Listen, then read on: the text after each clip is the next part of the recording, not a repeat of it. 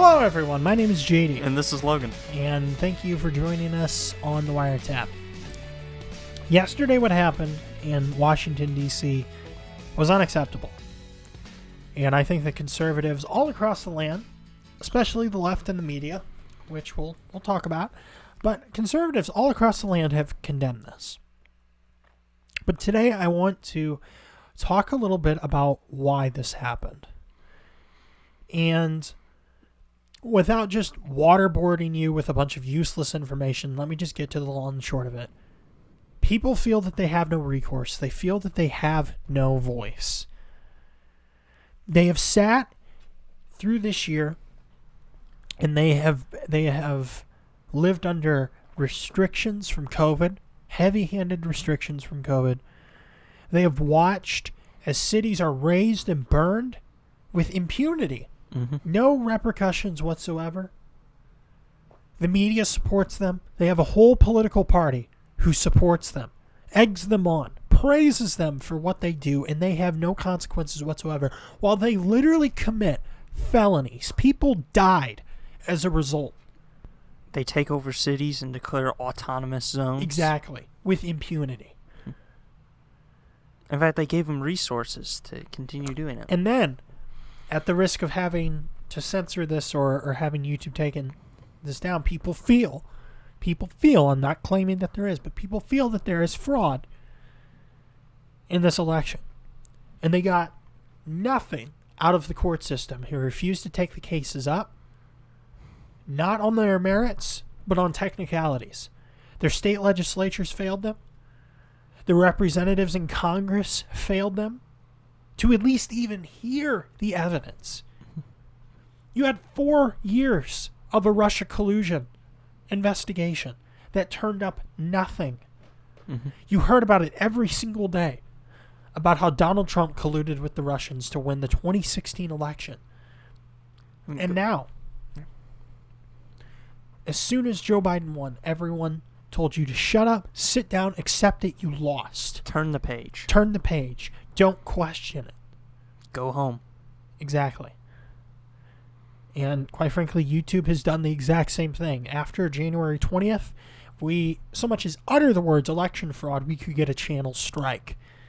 So that is also why, if you go down into our description, we now have a Rumble where we will be posting content there as well as a backup, as well as possibly exclusive content depending on what happens with YouTube and their rules.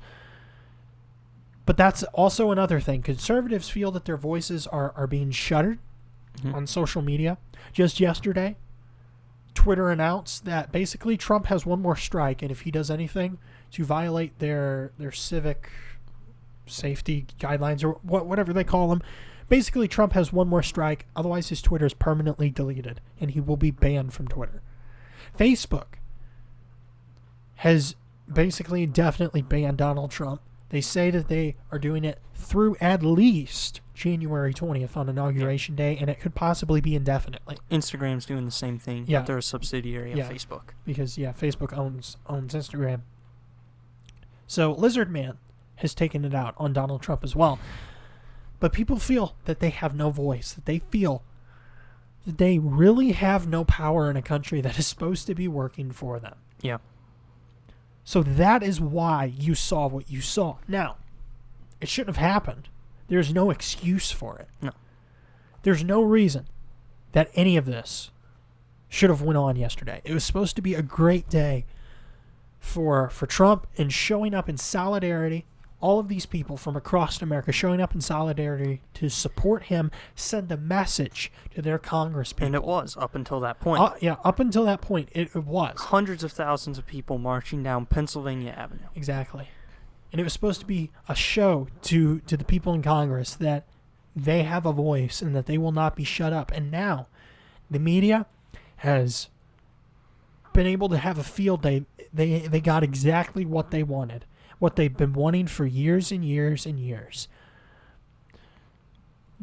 You know, whenever they control the airwaves, they can put out the narrative. They tell you what to think. Yeah. You know, in any of the classes or anything that I've ever had for journalism and media. The golden rule, so to speak, that journalists are supposed to operate off of is you don't tell people how to think, you tell them what to think about. You know, that's basically what the goal of media is. You're not telling them how to think, you're bringing them the information about what to think about. Mm-hmm. And that is so far in the back corner. That is so far just in a hole in a cave underneath the earth. Doesn't even exist at CNN. In a warehouse where the Ark of the Covenant is stored.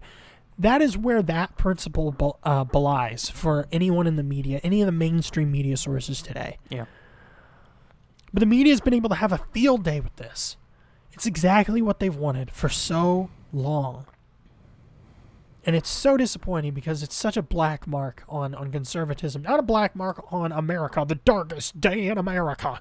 As, you know, people have said, there's a lot darker days in America. That'll be January 20th. Quite frankly. Quite frankly. There's been a lot darker days in America. Yes. But it certainly is a black eye to conservatism. But I understand why these people did it. I do understand. If they were Trump people, now I know people have said, oh, this was Antifa. That's entirely possible because I know Antifa was supposed to be there. Yeah. I'm just going with the assumption right now that it was Trump people. We'll never know. The media never prove us wrong. Yeah. Comes out different. They'll say that it was Trump people. They'll still say that it was Trump people. They'll say, because they say that Trump's base is nothing but Q conspiracists and white supremacists, white nationalists. Listen, the number of people... pardon me, that number of people is so small, it does not affect whether Trump gets elected or not. There is no way that Donald Trump wins on the basis of those people being his base, for one. Yeah. For two, you know, so somebody may say, wow, it's not his base, but there's a lot of people like that who support him. It doesn't matter. You take all those people away, Donald Trump still had a large enough coalition to win in 2016. Yeah, we've done videos on it in the past, specifically even breaking down the numbers of the amount of people in those groups. Yeah, and I'm not even going to discuss 2020.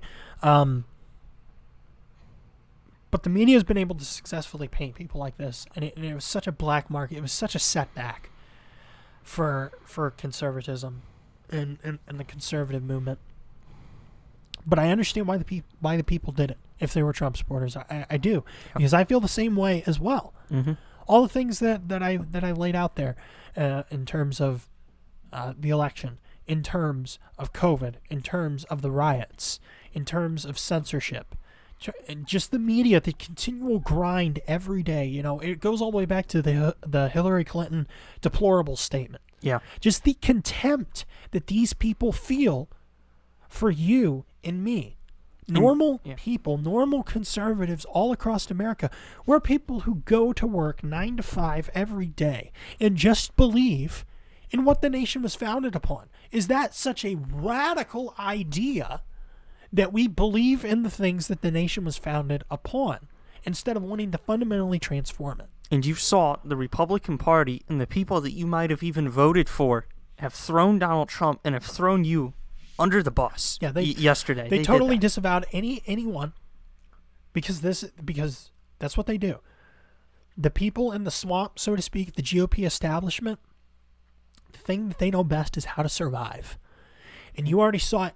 Lindsey Graham, I hated Lindsey Graham. I still hate Lindsey Graham. In fact, it's just a renewed hate. But people were like, wow, look at Lindsey Graham. And he did say some good things. It was kind of an enemy of my enemy is my friend situation. He did say some good things whenever it came to the whole thing with the riots and the Russian collusion, all that kind of stuff. He did say some good things that I really, really liked, but I hated him under Obama. And he really didn't find... He had no worth until 2016 after Donald Trump was elected. And then Lindsey all of a sudden found a pair of balls. But that was because he was standing behind Donald Trump. And this is what I said before the election, that whenever Donald Trump is gone, the Republicans are going to go back to the way that they were. The Republicans will not have found their spines. The only reason that you see them making stands like this is because Trump is the one taking all of the abuse. Yeah. He is the forefront of all of the abuse, and he is the one who is standing up there taking it all. And that is the only reason they're standing there. And as soon as Donald Trump is gone,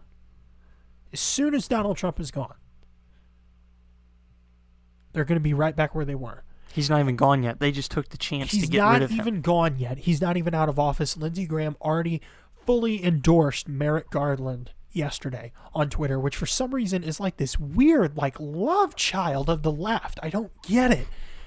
Like, they felt so scorned about Merrick Garland not being appointed to the Supreme Court under Trump, and he just keeps resurrecting himself.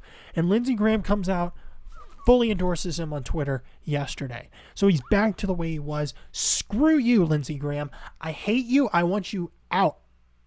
I don't care. I don't care about the GOP anymore. If it seems like I'm angry, it's because I am.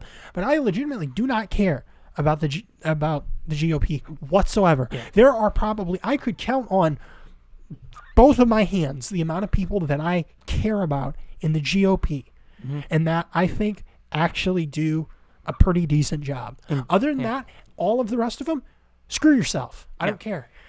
Donald Trump, the Republican Party, conservatives across the nation rallied to freaking get you elected, Lindsey.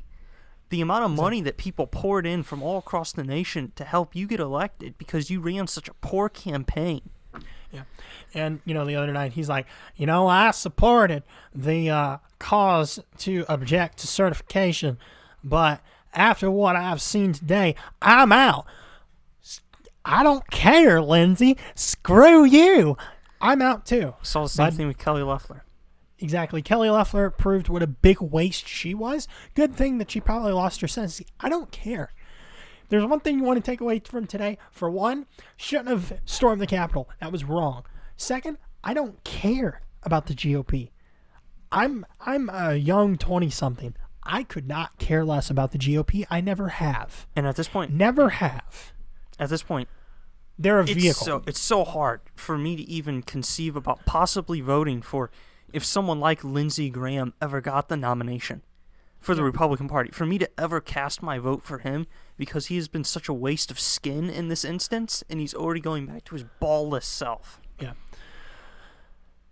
And it's all of these things, even though we've gotten off on this tangent, it's all of these things that work together as to why people feel the way that they feel. You just saw that anger. Yeah. But that's what's bubbling underneath the surface, and that's why this happened yesterday. Again, was it right? No, it wasn't. I saw a tweet from Lauren Chen, and I think that she used to work at the place, but I saw a tweet, and she'd come out and she'd condemned all this violence, said stop, stop this crap. And there was a lot of other conservatives on Twitter who said the same thing. And somebody asked, well, what about the revolution, all this other kind of stuff? And the thing is, the one of the criticisms that I have of some of your media conservatives is that there seems to be this like unhealthy, not unhealthy, but the Revolutionary War, the Founding Fathers get a pass on this for some reason whenever it comes to the violence and the revolution thing, because somehow that was different, Somehow that was different. At the end of the day, it still was revolution, it still was war, and it still was violence that birthed America. Now, what makes it so special is that it was so rooted in a principled position, in pursuit of something righteous. Yesterday, it wasn't.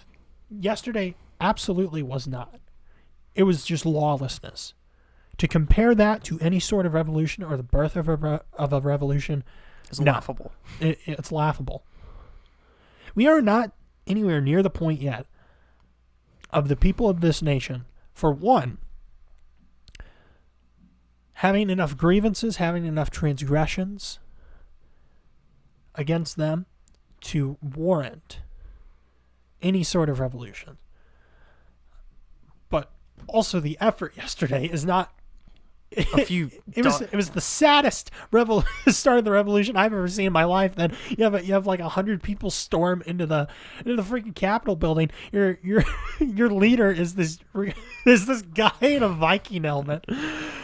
You know, it was a complete failure. It was just lawless activity. Yeah, and the thing is that you only had 100 people or so rush in. You had hundreds of thousand people outside. They didn't follow in. Yeah. It's not like 100,000 people stormed into the Capitals and filled it from wall to wall. Yeah. That's why I say you have to put this in perspective of what this was. These people, and it's not to make excuses. They shouldn't have done it. It was wrong. I've said that so many times. You're tired of hearing it. It's not the darkest day in American history. It's not the darkest day in America's history. These people were unarmed. They should not have been there. And unfortunately, a woman lost her life because of it. And in fact, I remember back within the last 4 years, we've had it to where Democrats have protested inside of the Senate chambers. They've been up in the balconies, or they've been removed, and they've been banging on the doors outside while they're taking votes. Yeah, and the atriums and all that kind of stuff. But getting back to Lauren Chen's tweet, her point, and I think that she was exactly right on, was that the founders, the Revolutionary War, it had a purpose, like I already alluded to. It had a purpose. Mm-hmm. This had no purpose. There was no goal. There was no objective here. It was just lawless behavior. It was just lashing out. Yeah, that's what that was. You broke down. Like I said, I don't think that we're anywhere near the point of a legitimate revolution yet. No. Could it happen? Honestly, I think it's more probable than not. It was only 90 years after the Revolutionary War that the Civil War happened. Mm-hmm. Quite frankly, if you look at it in the context, we are pretty far gone. We're 160 years past the Civil War. It seems like that we're that we're getting due for another kind of internal conflict such as that. And I said before the election that America is at its greatest identity crisis, no hyperbole, since the Civil War. And I truly believe that. What was the Civil War about? It was about whether or not we as a nation truly believe that all men are created equal. Whether or not it was okay to own another human being, along with some other legal reasons also. But that was the main crux of it. Do we truly believe that? Mm-hmm. As outlined in our Declaration, in our Constitution, in our nation's founding principles, that all men are created equal. That was what that was about. We are now at the identity crisis also in this nation as to who we are. Do we truly believe that still? Do we believe in individual liberty? Do we believe in all of these things? Or do we believe in collective European socialism? That's where we're at now. It's so much bigger than Donald Trump, Joe Biden, any political party. It's two ideologies with such a large schism in between them. Yeah. It's irreconcilable. Yeah, there's no way to bring those together. And that's what scares people, is that there is such a large disconnect that is so irreconcilable that they want to take things in two totally different ways. And they feel that they have no voice, no recourse, and that they are being forced along this way because they feel the tipping point for this anyway was losing the Senate on Tuesday night. That was the tipping point. I think that if Purdue hangs on, Loeffler was at a disadvantage. Horrible candidate. Obviously. Ossoff, really, quite frankly, I think that Loeffler has a case for defamation against Ossoff, considering how he asserted that she was basically a Klan member. Yeah. So I mean, she probably has a pretty good case of defamation, quite legitimately. But if Purdue hangs on, which means the Republicans hang on to the Senate, I don't think that happens yesterday. If it does, then I lean toward that being totally Antifa. Like I said, I'm assuming that it's Trump supporters because I don't know. Yeah. But I do know that even if this didn't happen yesterday, this is how Trump supporters feel. This is how conservatives all across America feel right now, because I feel this way. Mm-hmm. You feel this way. Yes. this is how conservatives feel across America. We feel that there really is no recourse, and we're being taken against our will down this path. Violence is not the answer. It really isn't. Just because Donald Trump is out of office does not mean that we stop fighting. We didn't stop fighting during the 4 years while Trump was in office. So what makes you think that things are going to stop now or start now? And honestly, it's because you never stopped. You never stopped during Obama. You never stopped during Trump. And you're not going to stop during Biden. It's the time to fight. Exactly. Because the Republicans haven't truly been fighting for you for the last 4 years. They haven't been fighting for you for the last 20 years. You have to fight for yourself. You have to root in principle. You have to know what you believe. And ultimately, you have to make your voice heard. What frustrates people is that they feel like if they're told to sit down, shut up, which I'm sick of being told this too. You got to turn the other cheek. You got to be the bigger person. The gloves are off. Mm-hmm. The gloves are off. You are in a fight for the life of your nation as it's known. The gloves have to come off. What you believe is getting ready to become extinct. Your way of life is in jeopardy. The gloves have to come off. You have to do it. Nobody in the Republican Party will. You have to. But that's what irritates people, is they feel like that their only voices, being like the courts, and their votes don't matter. Mm-hmm. That was what this was yesterday. No excuse, but that's why it happened.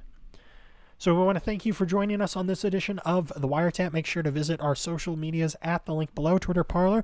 We also have started a Rumble, and we will be posting videos there as well. Pending what happens with YouTube and their kind of restrictions, we might be moving exclusive content over to Rumble in the future. But for Logan, I'm JD saying goodbye, God bless, and we will see you in the next episode.